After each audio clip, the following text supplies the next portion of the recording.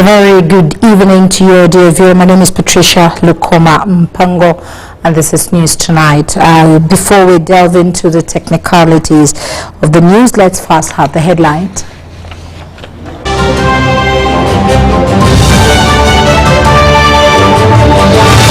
Brought to you by Uniquely Ours. Explore Uganda. In our headlines tonight, President Yoweri Museveni commissions 352 cadets at Kabamba. Government passes new law to protect and regulate Ugandans working abroad. Sarah Molali makes history as first female Archbishop of the Church of England. To you by Uniquely Ours. Explore Uganda.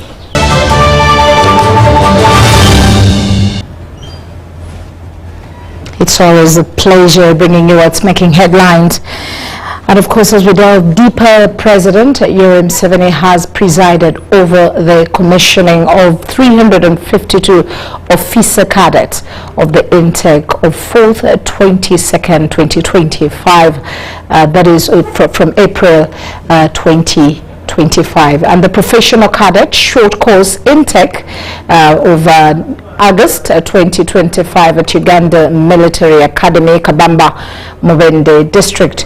In his address, President Yoweri Museveni, who is also the Commander-in-Chief of the UPDF, urged the cadets to live by 4 guiding principles, and that is health, discipline, patriotism, and military competence as they begin their career in the Army.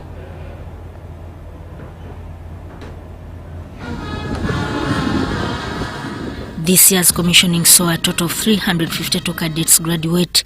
The group included 105 graduates of the Bachelor of Defense Studies program, 218 professional cadets, 11 officers trained abroad, and 18 drawn from sister countries including Rwanda, Tanzania, South Sudan, Kenya, and the Central African Republic.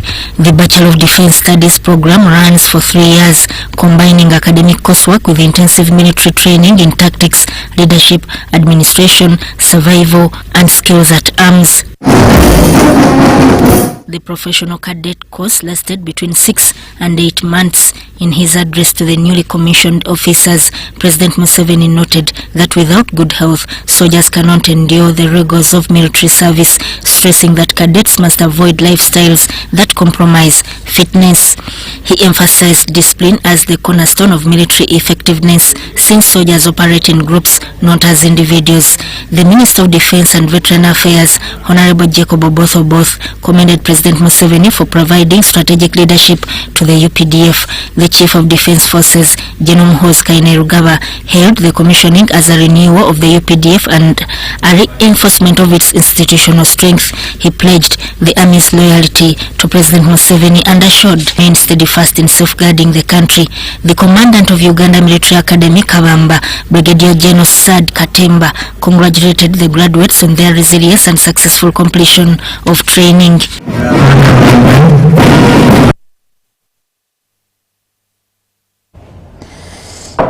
Now, the Alliance for National Transformation and People's Front for Freedom and have united in Rampara District today in a concerted effort to challenge the ruling national resistance movement in Uganda in the upcoming elections. The partnership between the ANT and PFF signifies a shared commitment to advancing democratic governance, ensuring accountability and fostering political transition in the country.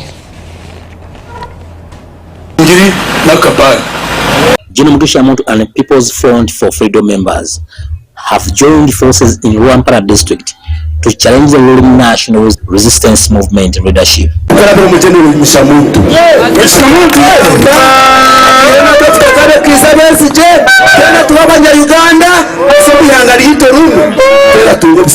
kandi bantumwenisha kubashaba karuru kageno muntu mureke tumuhereza karuru abintu nimujyangwa karuru nibakiba konka tumuhereza percent yingana tino kubona akibe. During his rally, he expressed sympathy for Dr. Kizza Besigye, a long-time opposition leader who has faced repeated incarceration. Omushango kwa Dr. Kizza Besigye ekyo kwanza bakamwima pe harumva kuma bail konka haro bail itari kwimwa Rome constitution ibakweta mandatory bail wasya emuro igana chinani He advocated for Besigye to be given a fair trial if there are any legitimate charges against him.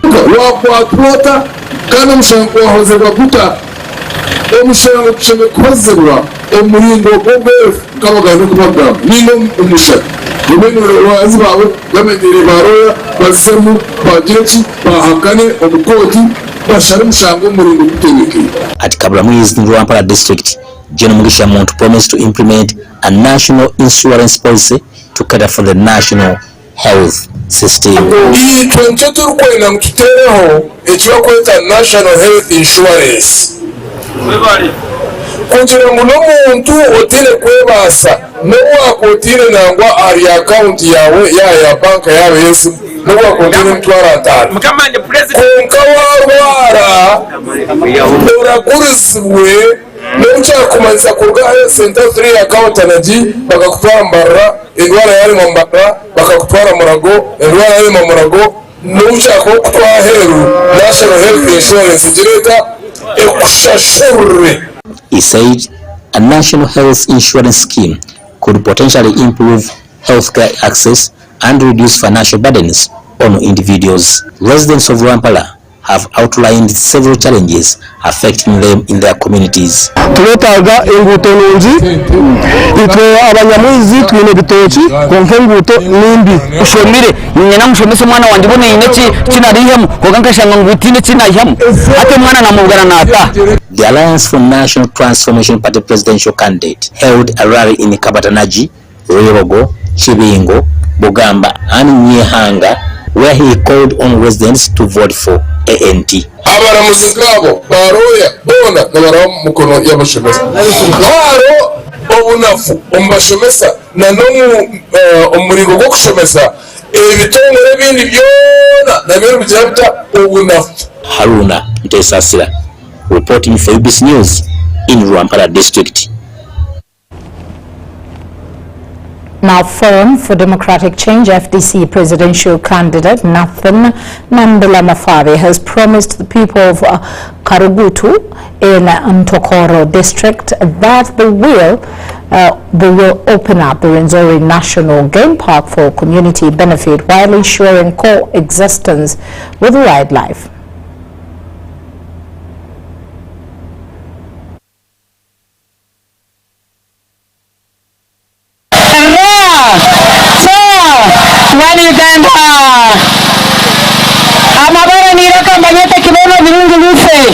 The Forum for Democratic Change presidential candidate commenced his Western Uganda campaigns in Toroko district, addressing supporters who had gathered at Karugutu Town Council. Toroko, one of the country's least developed districts, continues to face challenges such as poor electricity coverage.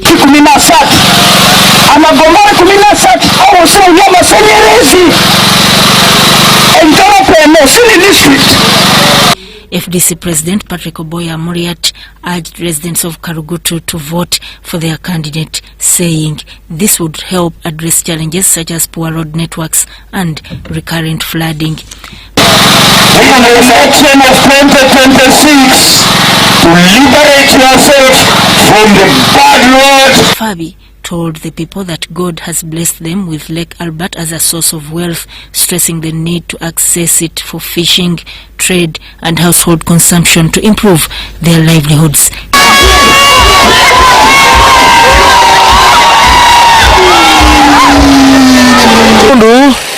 Yachuo chobugaga chayo chobola bawano Ntoroko mulina enyanja so chobola bakateche enyanja yo mulina okugenda mu muvube mufune ebyenyanja mulye ebirala mutunde mufune sente muteke muki munsawo ze bomunampo obukulembeze bwa Uganda ngenda kola national park eno mugikozese n'ensolo mugikoze neki n'ensolo gibeera oludda luno abantu nabo babeera oludda luno ng'embeera yaabwe balina okufuna ebyokulya okuva mu national park yaabwe.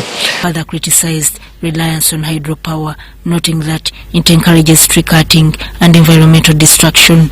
Mafabi pledged to promote solar and thermal energy as sustainable alternatives. Na okufuna amasanyalaze tulina amasanyalaze ebika bingi gano gagola bag'emiti bagayita hydro power gava ku mazzi ne tulina amasanyalaze g'empewo kulina amasanyalaze amalaga thermal of course amalaga bagayita geo n'ensozi zaffe zirina okulaba omusana guno mulungi nnyo okukola amasanyalaze.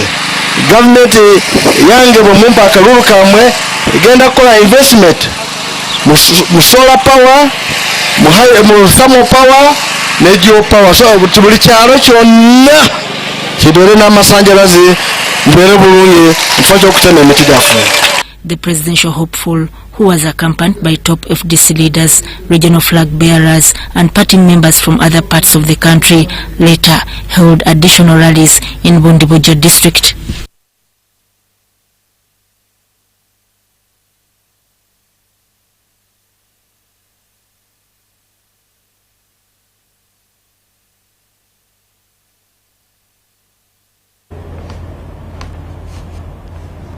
And in the heart of Layer, a quiet revolution in healthcare is unfolding, one that is transforming lives across the Langos region. From a newly launched intensive care unit to a state-of-the-art ambulance service, Lera Regional Referral Hospital is setting a new standard for public health.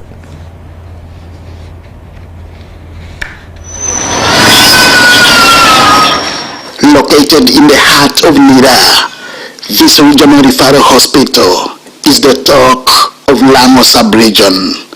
Significant strides in enhancing healthcare services have been made.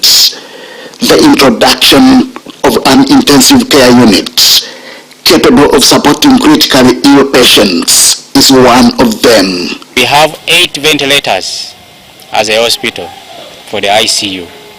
Right now we have, because of space, we have made function of 4 of them, and we have now anesthesiologist is a critical cadre which is necessary for managing the ICU facility. And now as a hospital we have been able to attract and on board as one of the staff for the hospital.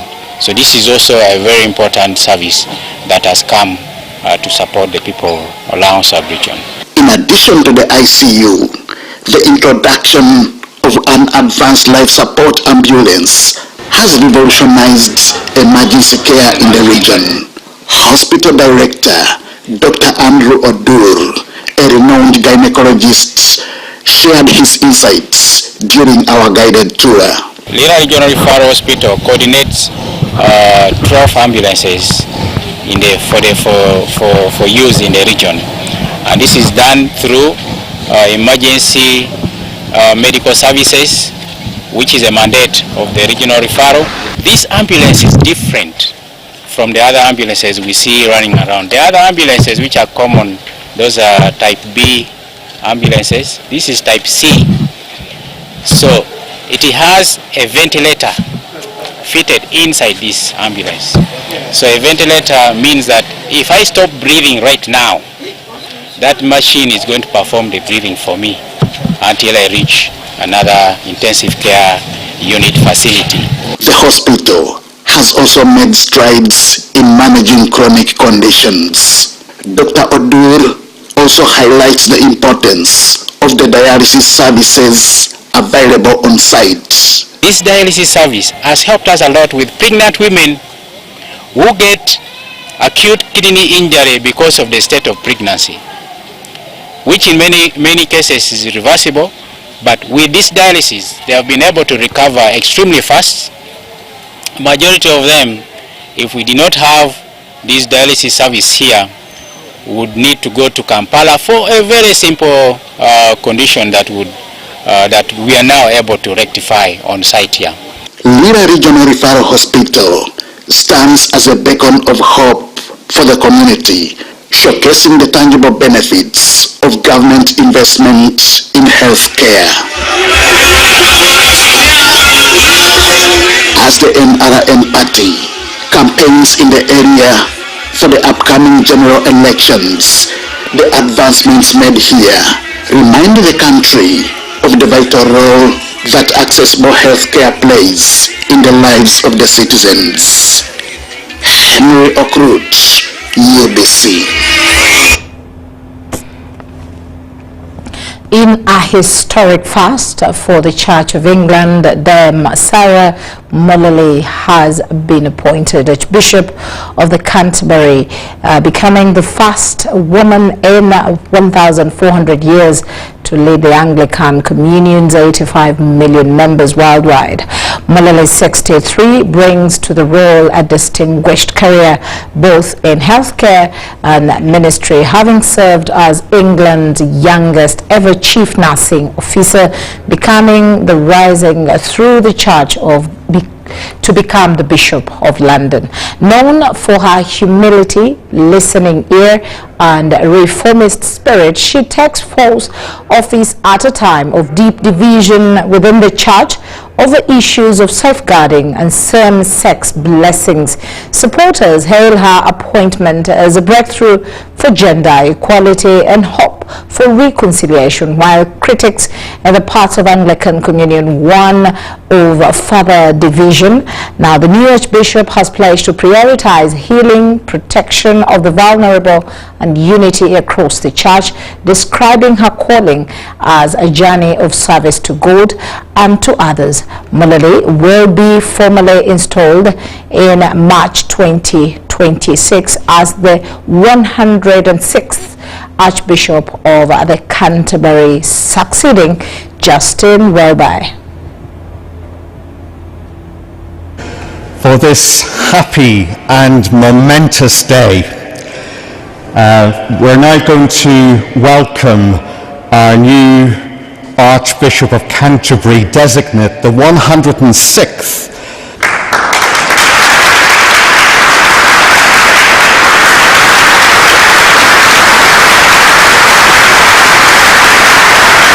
...105 Archbishops of Canterbury.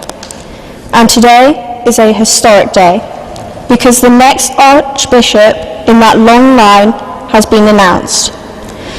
It's my privilege to introduce you to the person who will be the 106th Archbishop of Canterbury. The Bishop of London, the Right Reverend and Most Honourable Dame Sarah Mullally.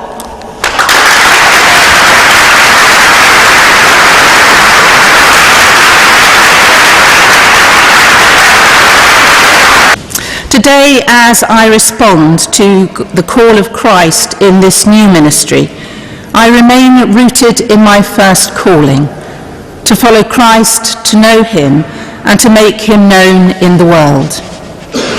Reflecting on the experiences which have prepared me for this role, I am deeply thankful to the people, the churches and communities of the Diocese of London. It is my deep privilege to have shared ministry with you for almost 8 years.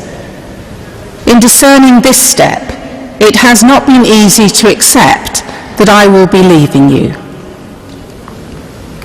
Washing feet has shaped my Christian vocation. As a nurse, then a priest, then a bishop. In the apparent chaos which surrounds us, in the midst of such profound global uncertainty, the possibility of healing lies in acts of kindness and love. With humility and grace, we uphold and support those in need of our help.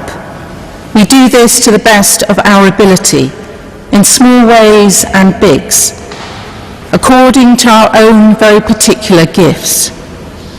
That too is the service which I offer the Church today.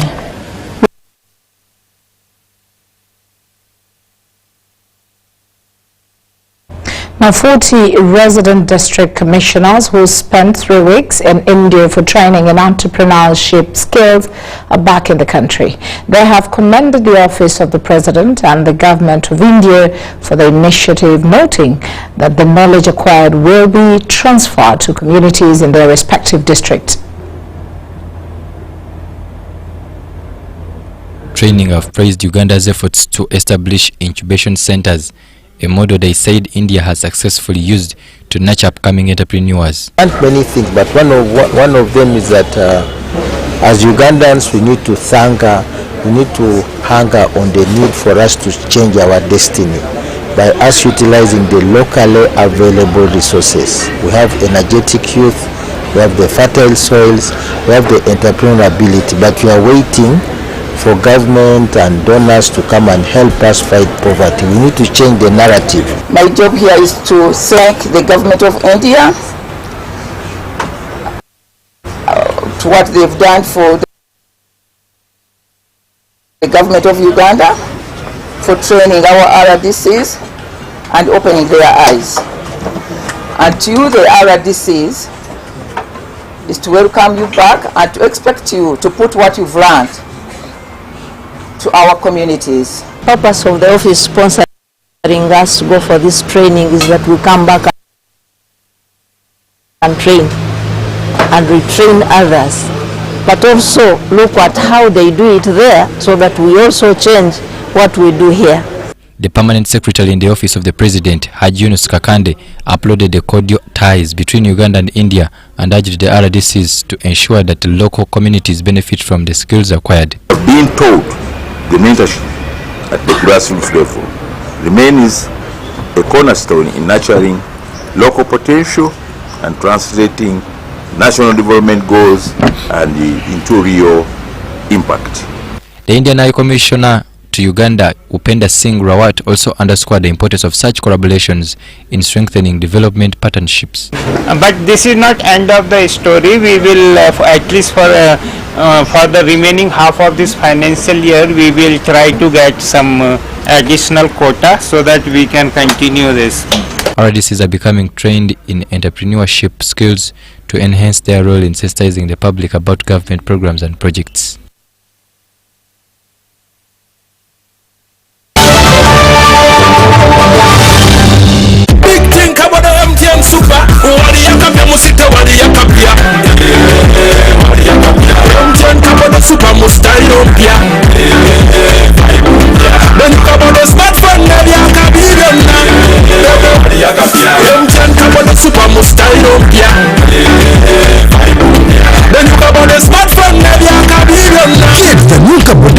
Smartphone and enjoy 16 GB free. Start with a deposit of only 45,000 Uganda shillings and pay the rest in daily installments of less than 1K. You can also make weekly and monthly installments. Together, our vibes are unstoppable. Terms and conditions apply. MTN.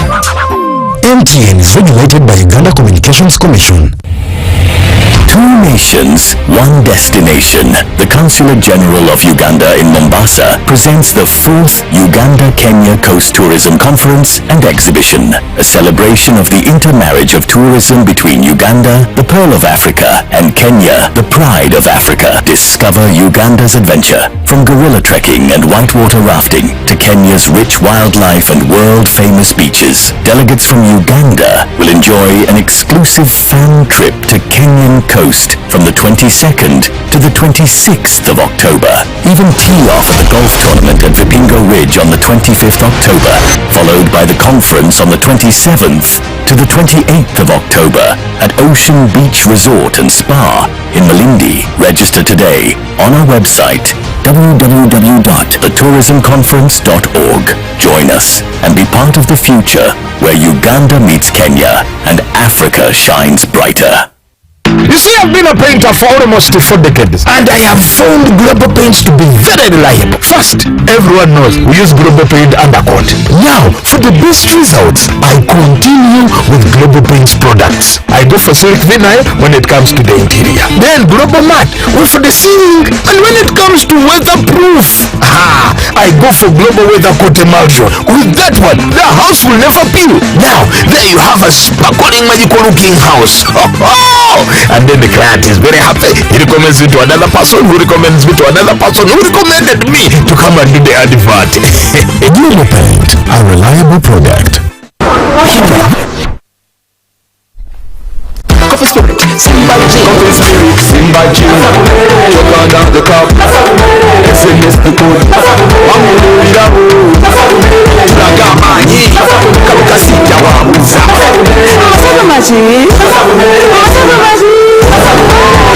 Bikole Masavu near Premier Distilleries. Simply buy Coffee Spirit or Simba Gin. Check under the cap, send the code to 6688 and stand the chance to win borders, tuk-tuks, cash, airtime, flat screens, mobile phones and a grand prize of 50 million Uganda shillings. This promotion is valid for a limited time only. Terms and conditions apply. Alcohol is not for sale to persons under 18. Please drink responsibly.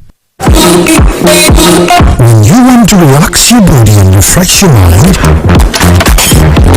welcome to Hotel La Confidential, Aroa's premier destination for luxury and comfort. The only hotel in Aroa City offering a serene atmosphere, breathtaking scenery. Come and discover exclusive wellness club with packages that include a fully equipped gym, a rejuvenating sauna, steam bath, and a great sky blue swimming pool. For events, our state-of-art conference halls and versatile event spaces are perfect for hosting shows, wedding receptions, birthdays, and more. Come and enjoy our cinema hall and unisex saloon, all designed to meet your entertainment and grooming needs. Bring your family and let your kids splash around in our beautiful kids water park. We are located on Aroa Pakwachi Highway in the heart of Aroa City. Don't wait, visit us on www.hotellaconfidential.com or call us on 0761 688 181. The Afro-Arab Youth Council, in partnership with the Government of Uganda, proudly presents the Afro-Arab Youth Congress 2025, happening from 7th to 10th October 2025 at Speak Resort Munyonyo under the theme, Amplifying Youth Voices for Peace, Unity and Prosperity. Join over 1,000 delegates from across Africa and the Arab world in this exhilarating event. The guest of honor is the President of the Republic of Uganda, His Excellency Yoweri Kaguta Museveni, alongside other heads of states from our Arab and African member countries. The guest speaker will be the Afro-Arab Youth Council President, His Excellency Abdul Hadi Lahwej.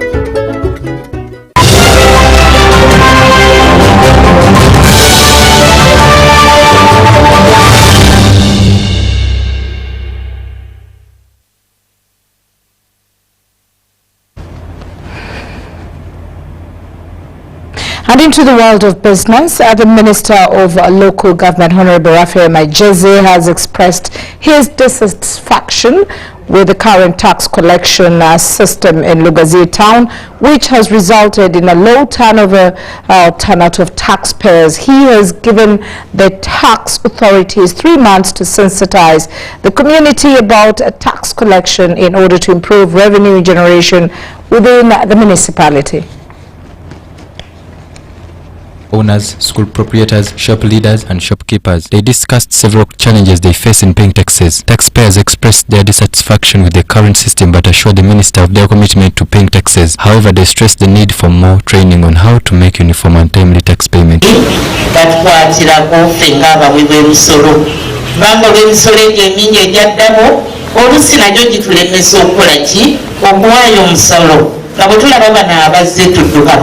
Kubanga abantu baffe baagala okuwa ne Prime Minister ekyamazima emisolo egimu giri waggulu ne weesanga nti abasuubuzi baffe balikuwa ensimbi naye okuwa sente ziri waggulu kibalemesa okusasula omusolo. Additionally, they pointed out that tax evasion remains a major issue which has contributed to the collapse of some business in the region. The town clerk of Lugazi Municipality, Nakauka Juliet, acknowledged the efforts of those who are trying to pay taxes despite the challenges. We are finding some challenge. That money has been collected but we have not received it.